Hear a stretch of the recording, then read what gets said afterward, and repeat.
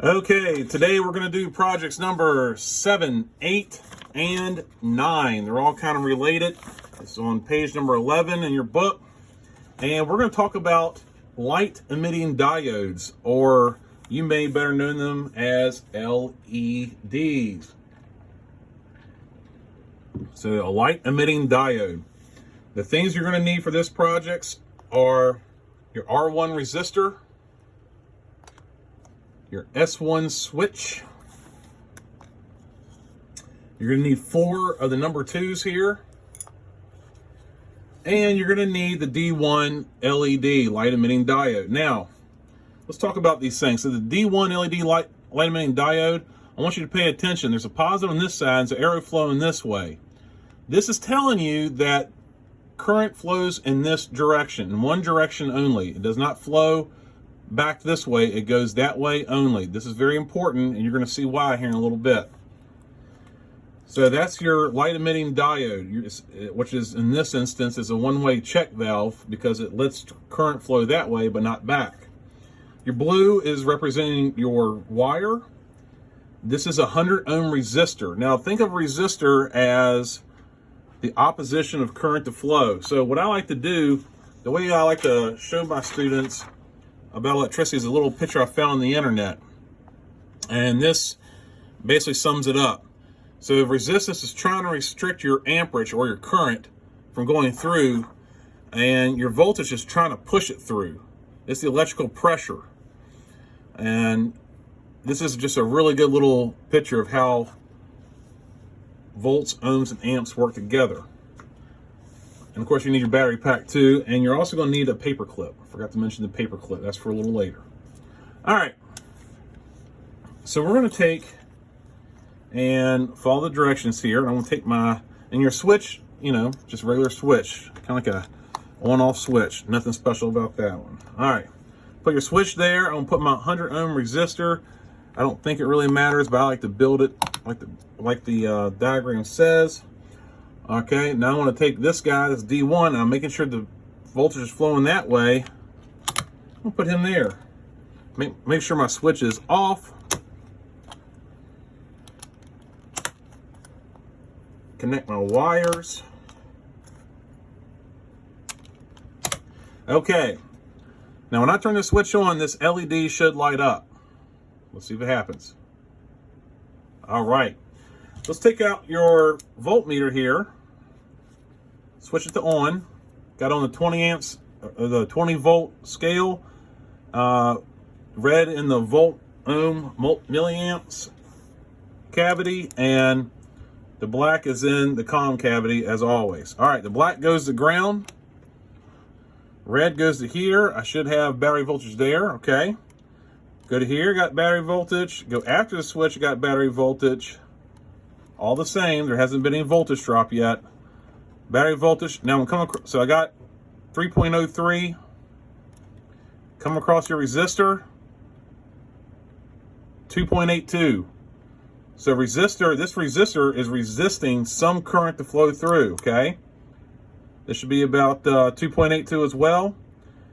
When I get on the other side of this LED, this should be 0 because the LED should be burning up the rest of that voltage at 2.82 volts. See what happens. Yep, that's normal. Okay, so this is burning up the remainder of the voltage. Now a resistor, like I said, it's kind of like rocks in a river, kind of like rapids. It's resisting the current to flow. Let's take your blower motor for example. So let's say it's a really hot day and you need to turn on your air conditioner, or if it's a really cold day, your heater, whatever you're trying to call for. You turn your knob to your blower motor to get it to come out of the vents or the defrost, and you have on the first setting, and the blower motor is turning very slow, and you can feel it coming out a little bit. Okay, that's because it's going through a resistor. Then you click it up a notch, and next thing you know, the blower motor is starting to feel more breeze coming at you, and that's going through another resistor, but not as much of resistance. Then let's say you click it all the way up to high speed, then you're basically bypassing the blower motor resistor and going straight to high full on blower motor speed. So one thing to think about is if you ever run into this problem with your own personal vehicle or a customer's car and they say, hey, I only have my blower working on high, it doesn't work on levels 1, 2, or 3. The first place I would go is to the blower motor resistor, which is usually underneath the dash on the passenger side. It's usually got 2 screws in it and a wiring connector, and a lot of them are really easy to replace. So if you have that problem that the blower motor only operates on high, I would suspect the blower motor resistor. All right, so now the difference between project 7 and 8, we're going to switch this around. Okay, put that around, connect your wires. Okay, what do you think is going to happen when I turn this switch? What do you think is going to happen? Well, it shouldn't turn on. Now I need to go do investigating why. So I'm going to put my negative here, my positive here. I got 3.04. I'm going to cross the switch. 3.03, 3.04. Cross the resistor. 3.03, 3.04. So it's no difference there. Check right here. 3.03. Check right here. 0. Like I said, this is a one-way check valve. It doesn't allow current to flow. Now, you'll see this in a lot of automotive applications where a diode is a one-way check valve. So your alternator, the thing that charges the battery, some people call it a generator, it actually produces an AC voltage. And you got to remember, your car's batteries are a DC voltage. Then the way it can, and remember, AC voltage is going this way and back, constantly going back and forth, back and forth, back and forth. DC voltage is one direction only. So the way it converts this AC to DC voltage is with diodes, one-way check valves. Now, what if that diode in your alternator goes bad? What's going to happen? Well, typically what happens is your batteries are still charged when the engine's running, but when you shut your engine off, and let's say you go inside and you come out 2 days later and start up and go, you're not going to be able to start your vehicle because your battery is drained. Because if the voltage can go back and forth, it can take and drain your car battery. So sometimes if you have a drain, what they call a parasitic drain on a car battery, then sometimes it could be an alternator.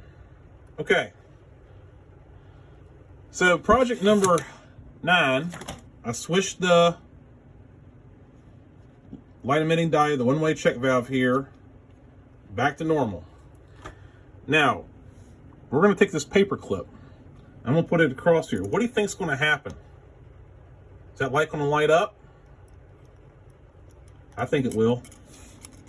Because metal is a good conductor of electricity. All right, I kind of spread mine out like that. And look, I got LED. Now, and here, the LED's lit. Now, in here it says, so I took the switch out and put that metal clip in. Just place your fingers across the terminals, and the LED does not light. Now, it doesn't say exactly where, what terminals. But if you put them right there, you notice my LED went out. Now, why is that? Because your body has too high of resistance to allow enough current to flow through the LED. If the voltage, which is electrical pressure, was higher, current could be pushed through your fingers and the LED would light. This detector can be used to see if material like plastic is a good conductor or a poor conductor, okay? So what they're saying is because of your resistance in your own body, it's causing that little LED not even to light up, okay? That's why it's important. Let's say I was measuring the resistance of the circuit. Of course, I got to have it unplugged. Let's say I was trying to measure resistance. Switch this over here to resistance there.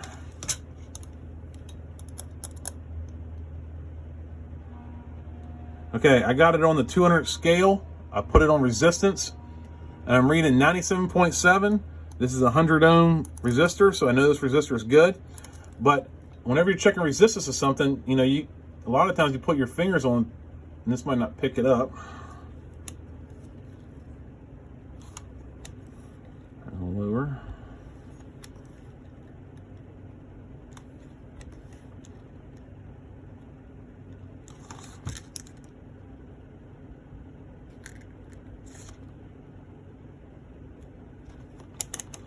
This one doesn't show, but some of your nicer meters, when you put your fingers on here, it'll show resistance there because it's showing the resistance in your body. So whenever you check a resistance, you don't want to have your fingers on here like this when you're checking, because it could throw off your resistance reading. Okay. Okay. Turn that off, and that's it. Please take a picture of your progress. Let me know if you got that LED to light up. Let me know if you got any problems.